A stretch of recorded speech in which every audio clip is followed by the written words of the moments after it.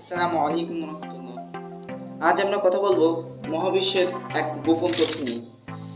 মহাবিশ্বে আপনি যা স্পর্শ করেন, যা পরিমাপ করেন, তা এই মহাবিশ্বের মাত্র 5%, আর বাকি 95% এক রহস্য, যার নাম ডার্ক ম্যাটার এবং ডার্ক এনার্জি। কি এই ডার্ক ম্যাটার এবং ডার্ক এনার্জি? চলুন সে বিষয়ে জানার চেষ্টা করি। ডার্ক ম্যাটার ডার্ক ম্যাটার এমন এক শক্তি যা কখনো আলো প্রতিফলন করে না, না চোখে ধরা পড়ে, না কোনো যন্ত্রে ধরা পড়ে।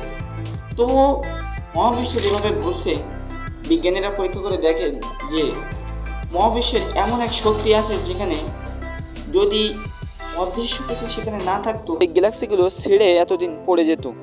এমনকি এই অদৃশ্য জিনিসটাই তোমার আমার চারপাশে আছে, গ্যালাক্সির ভিতরে আছে, এবং তুমি আমি যেখানে আছি তার আশপাশেও আছে। এবার আসা যাক ডার্ক এনার্জি নিয়ে। ডার্ক এনার্জি এমন এক শক্তি যা প্রতিনিয়ত ঠেলছে পৃথিবীকে প্রসারণের দিকে।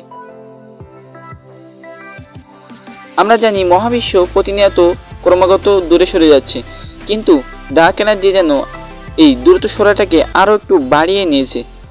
এটা একটা আশ্চর্যের বিষয়। বিজ্ঞানীরা এটা 1998 সালে পরীক্ষা করেন।